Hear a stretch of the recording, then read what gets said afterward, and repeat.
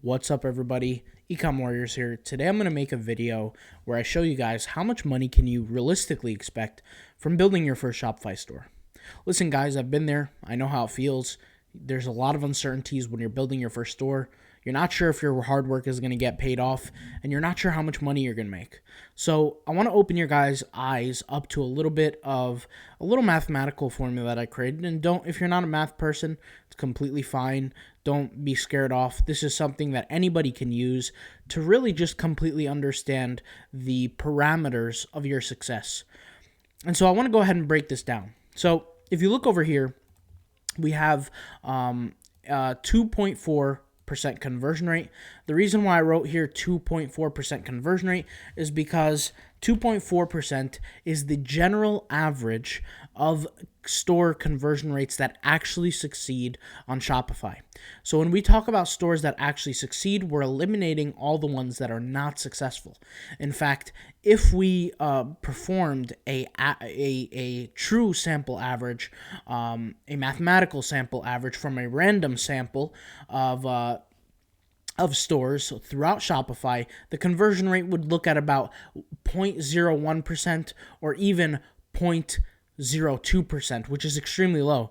And the reason why I can mathematically say that is because if the stores that are actually succeeding, which is about 2% of stores, actually succeed, right? Then that means 98% of stores do not succeed, which generally have a very, very low conversion rate. And conversion rates are the single most important reason why stores get shut down. It's just because they're just not converting. They're not making any money. So something you want to be aware of is that out of the 2% of Shopify stores that actually have some kind of success, the average conversion rate for those stores is drastically low. It's about 2.4%. And you guys know I am a total opposite of this idea. I'm all for boosting your conversion rates. I'm all for getting a higher conversion rate, which is why I talk about the right themes to use, which is why I talk about the right configurations to use.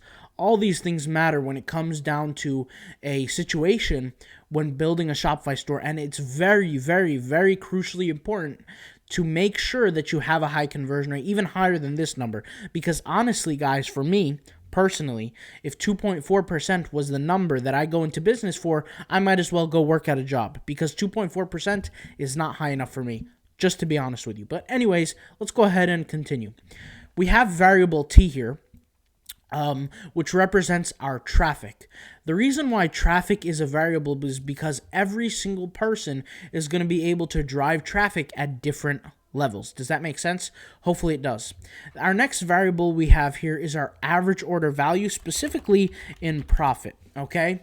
When we say average order value, typically what that really means is from a revenue standpoint. When an investor asks you, what is your AOV, average order value, you really should know your numbers. And this is a typical number that's referred to in revenue, not profit. But for our case, for this formula, we want to figure out how much money are we truly walking away with? How much money is going to end up in our bank accounts at the end of the month?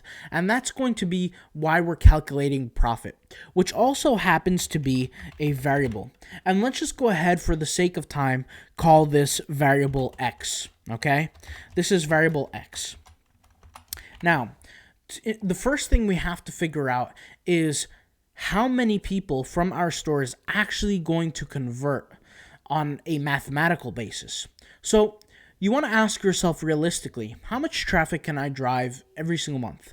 This is going to be different for everybody. And you could just put a general average of what you think or what you'll be capable of doing. But, if you're a true beginner, a very, very successful store as a beginner is going to generate about 1,000 to 3,000 traffic per month. This is a beginner store, okay? At least from what my findings are. But let's just be very, very, what's the word here? What's the word that I'm looking for? Practical. Let's just say you have a store that you're creating here called Sunny's Sunglasses. And I pulled out a little thing right here. What you're going to do, let's just assume that the average profit that you're making per product that you sell is about $10. So let's say you sell a pair of sunglasses for $20, right, which is revenue, and you get to walk away with 10. After advertising, after shipping, after the whole process, you walk away with $10 per pair of sunglasses. Now, let's just assume that you're driving 500 visitors. Like I said, practicality matters. 500 of these visitors are coming to your store in terms of traffic every month, okay? Out of that 500, we have 12 people that will successfully purchase due to our 2.4% conversion rate. Now, remember, when you're multiplying percentages, you want to move the decimal place over 2 times to the left, which is 0.024 is synonymous with 2.4%. You multiply those two, you get 12, okay? That 12 is now going to be multiplied by the amount of people or the amount of money that you're going to make per average order, since, essentially that's what X is, all right? And that's why we have this little formula here, Y times X. So Y represents our, X represents our average order value, and Y represents the solution of the amount of people who actually purchase. So Y represents the conversion rate times T, which is our traffic, which is equal to Y. Now, the solution just so happens to be $120 a month for a store. So if somebody was to say, hey, Mark, I want to start a sunglasses store, and the average profit I'm going to make per order is $10 a sale, and I'm going to drive 500 people to my store, right away I can predict how much money that store is going to make, and it generally makes about $120 a month, and on profit yearly, it will make about $1,400, to be exact, $1,440, okay? Let's go ahead and take a store that's going to make us a little bit more money. Maybe we're selling sportswear, clothing, hoodies, shorts, bras, leggings, right? You guys know that kind of stuff. That's sports activewear. Well, let's take the common conversion rate of 0.024 and let's multiply that with 1,000 traffic visitors per month.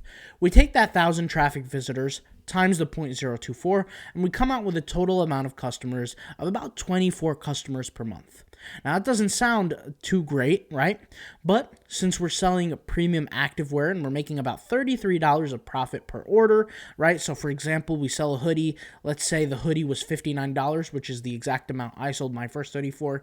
And let's say 59 minus 33 is about 26. Let's say it costs us $26 to get that hoodie down the line. That 33 is profit, right? So we're going to multiply the 24 customers times the average order value in terms of profit, for our sale, 33 times 24, which comes out to a $792 of profit that we're walking away with every month. Now, at the end of the year, that's a whole $9,504. So what's the lesson? What's the takeaway here from all these mathematical formulas? Well, takeaway is that you have to understand the true value of your traffic and your conversion rate.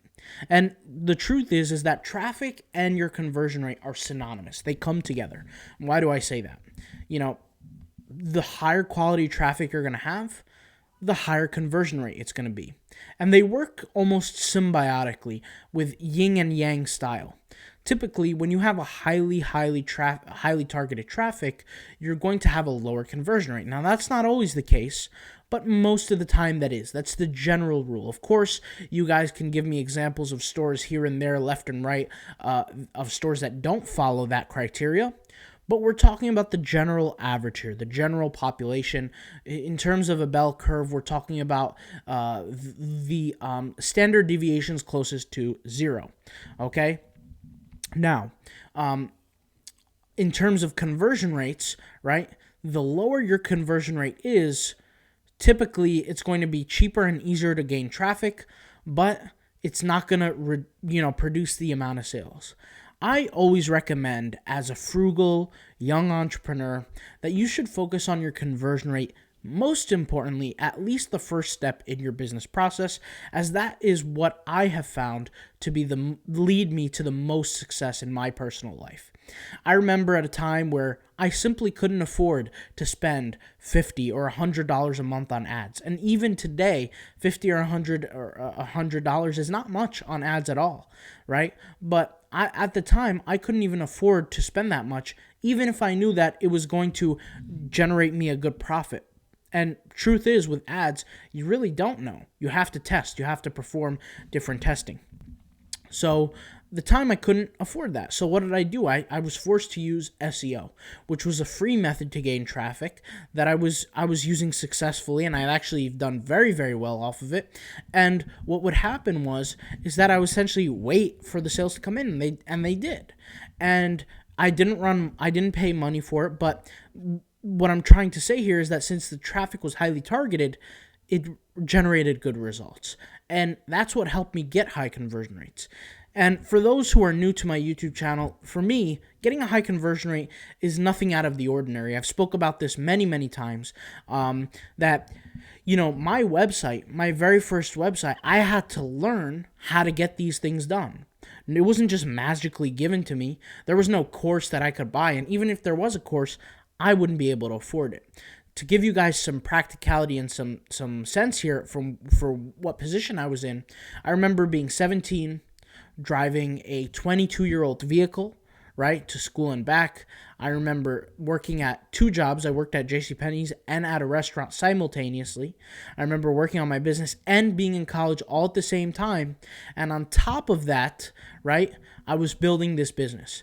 And with me, money was so tight that, I remember investing $57 in my domain name and some hosting, and that was it for me. That was my commitment, right? I couldn't afford to lose that $57. I remember when working at a restaurant on a Wednesday night, at the end of the day, I worked from 12 in the afternoon to 2 in the morning, right? Closing down the restaurant. Guess how much money I made that day? $27. It's because I simply got paid only off tips, right? And I didn't get paid hourly. Now, some might say that sucks or whatever, and that is true, but I did get paid good on the weekends. I might have made $100 on the weekends, but, this was at the time, like I said, I was a teenager. I was struggling with money, and conversion rates helped me with this. I had to understand. I literally sat down asking myself, I said, 100 people visited my website. I didn't get any sales. What can I do to make 1 person convert, 2 people convert, 3 people, 4 people, and so on? And the numbers did go up, and I learned about social cognitive biases. I learned about motivational factors, incentivization, scarcity, all the different factors that I list out. These are called cognitive biases. You guys already know that I have a course on that, and I keep the courses very, very cheap for everybody to afford, which I leave always in the link in the description box down below. But this is just a simple example as to why conversion rates matter. More specifically, this is an example of how you can predict your success when you build your Shopify store. All right? That's all I got to say for this video. I'll see you guys soon. I'll talk to you guys later. Have a great day. Peace out. Bye.